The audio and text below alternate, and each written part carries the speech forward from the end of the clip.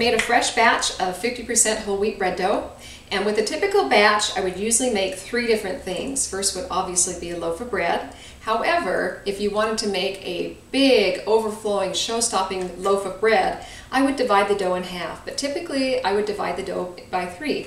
We have found that we prefer a smaller loaf because the slice of bread is easier to handle and it fits nicer in the toaster.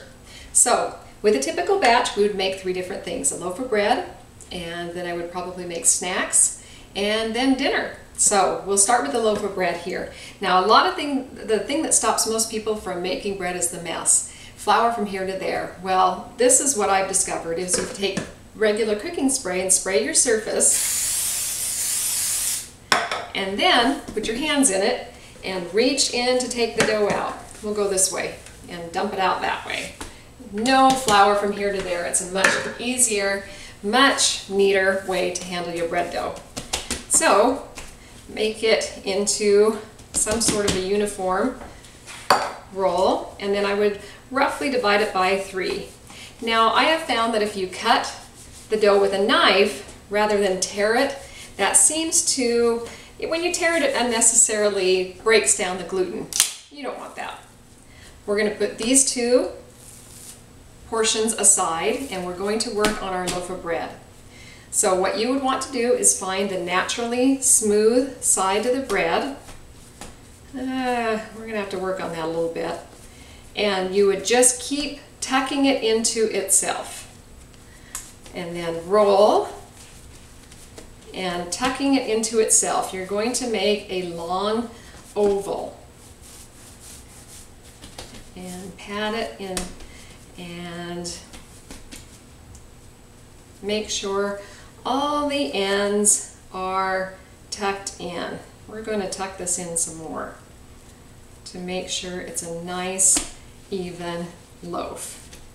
That is perfect. And I haven't sprayed the bread pan, so make sure you always spray your bread pan.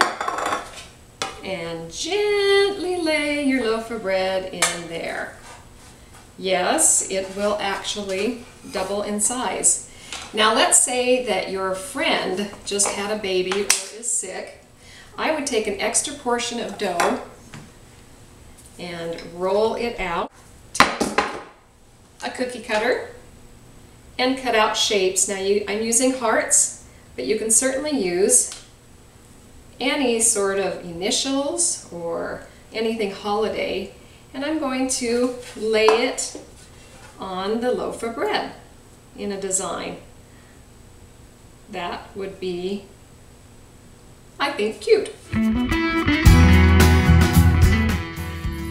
Also try making freestanding loaves, like a round or a baguette in any shape or size.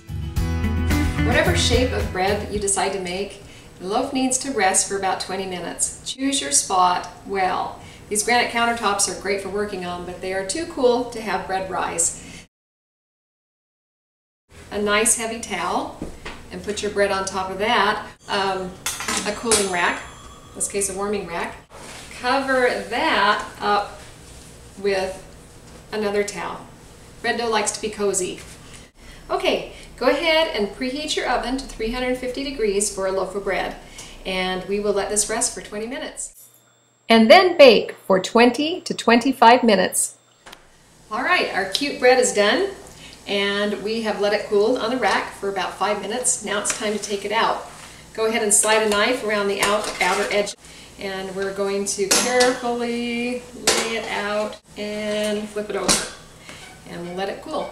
Never let your bread loaf get cool in the pan, because that makes for a soggy bottom, and that's no fun. Fresh, hot, homemade bread is pretty much heaven.